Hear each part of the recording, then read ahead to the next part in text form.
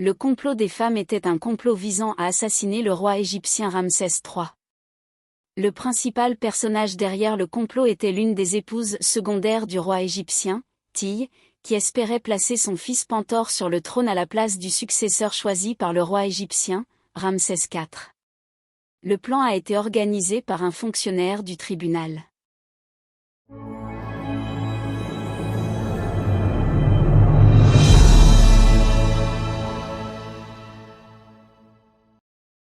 Dans l'histoire de l'Égypte ancienne, l'un des plus grands rois pharaons d'Égypte était le roi Ramsès III.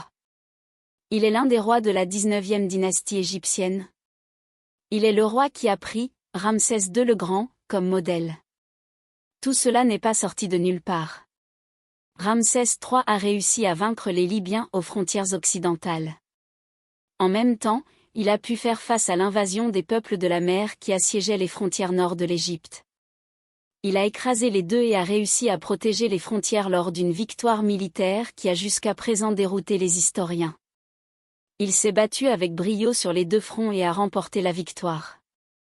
Il a également mené une campagne disciplinaire contre les barbares bédouins asiatiques parce que les femmes égyptiennes cherchaient de l'aide auprès d'eux. Lors de leurs transactions sur les marchés égyptiens, il harcelait les femmes égyptiennes. Ramsès a donc attaqué leurs forteresses aux frontières nord-est de l'Égypte, punit sévèrement, démolit leurs tentes et revint victorieux, et écrivit de lui-même que c'était lui qui faisait marcher librement les femmes d'Égypte, la tête haute. La fin de Ramsès III fut aux mains du harem du palais royal.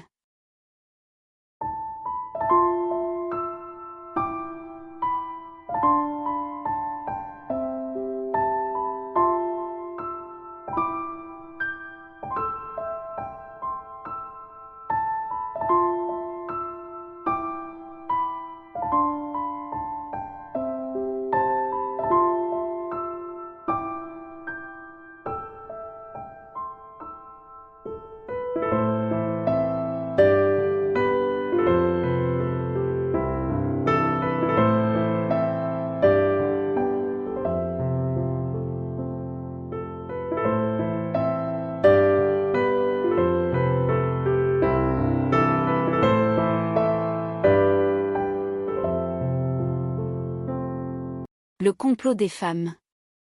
Le pharaon Ramsès III vivait avec les membres de sa famille et ses proches dans le palais royal, et la vie du palais était remplie de nombreux événements dus à la jalousie, aux ambitions et aux complots, et de nombreux conflits en résultaient, dont le plus important. C'était la lutte pour le trône entre les épouses, les mères des princes héritiers légitimes, les épouses secondaires et leurs enfants qui voulaient gouverner l'Égypte. Après le départ du père, la conspiration a atteint la vie du roi lui-même. Le docteur Hussein Abdel-Bazir, expert en antiquités égyptiennes et directeur du musée des antiquités de la bibliothèque d'Alexandrie, déclare « On sait que le roi Ramsès III avait une épouse secondaire nommée Teye, et elle a mené un complot contre la vie du pharaon. » C'est l'une des rares fois où les textes pharaoniques parlent de quelque chose de ce genre, et nous connaissons cette conspiration grâce aux procès qui ont eu lieu contre les accusés grâce au papyrus judiciaire de Turin, une conspiration connue sous le nom de « conspiration du harem ». Nombre du harem du palais royal, certains majordomes, gardes et serviteurs de la cour ont participé à la conspiration.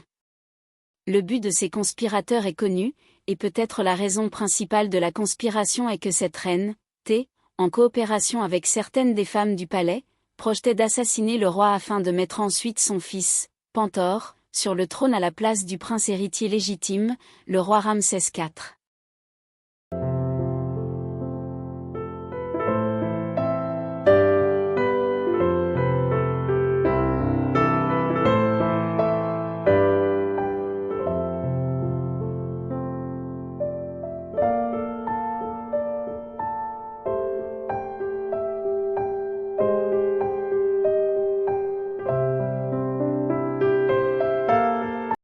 Maman de l'homme qui crie. Les tombes royales de Deir el-Bahri contenaient la momie de l'homme qui hurlait, dont des études récentes, avec des tomodensitogrammes et des tests ADN, menés par Hawass et l'équipe scientifique du projet momie égyptienne, ont prouvé qu'elle appartenait au prince Pentaor, le fils du roi Ramsès III, contraint de.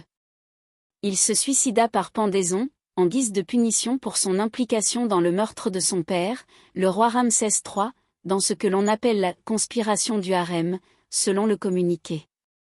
Le fils meurtrier a été puni en ne momifiant pas son corps, mais en l'enveloppant dans une peau de mouton, ce qui indique qu'il était considéré comme impur et qu'il serait destiné à l'enfer dans l'au-delà, contrairement à d'autres momies qui étaient enveloppées dans du lin blanc et soigneusement momifiées, selon le communiqué.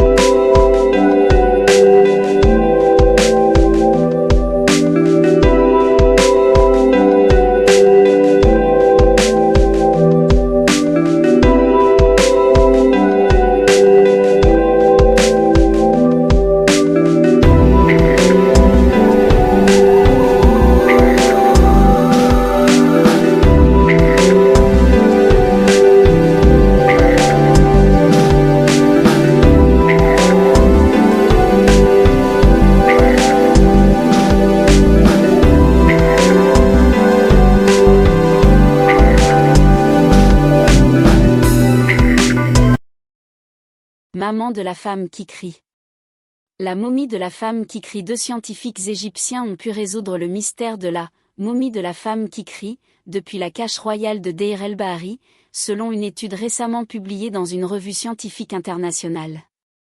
La recherche, menée par le docteur Zahi Hawass, le célèbre archéologue égyptien et ancien ministre des Antiquités, et le docteur Sahar Selim, professeur de radiologie à l'Université du Caire et spécialisé en radiologie archéologique, a signalé une athérosclérose sévère dans les artères coronaires de la princesse égyptienne, qui a conduit à sa mort subite suite à une crise cardiaque. Moment de la mort pendant près de 3000 ans. Les résultats d'un scanner indiquent que la momie de l'inconnu souffrait d'une grave athérosclérose, qui affectait de nombreuses artères du corps, ce qui a conduit à sa mort subite par crise cardiaque. La mort a fait pencher la tête vers la droite et les muscles de la mâchoire se sont détendus, ce qui a conduit à l'ouverture de la bouche. Les preuves indiquent que le défunt est resté dans cette position pendant plusieurs heures avant que le corps ne soit découvert. Les spasmes qui ont suivi la mort ont provoqué une raideur des muscles et des articulations, de sorte que les embaumeurs n'ont pas pu assurer la fermeture de la bouche ou la position du corps.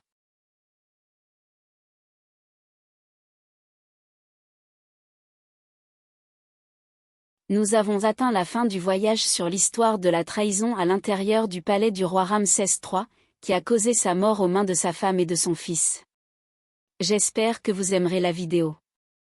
Je vous demande de me soutenir en vous abonnant à la chaîne et en partageant la chaîne avec vos amis. Merci de tout cœur et j'espère à bientôt.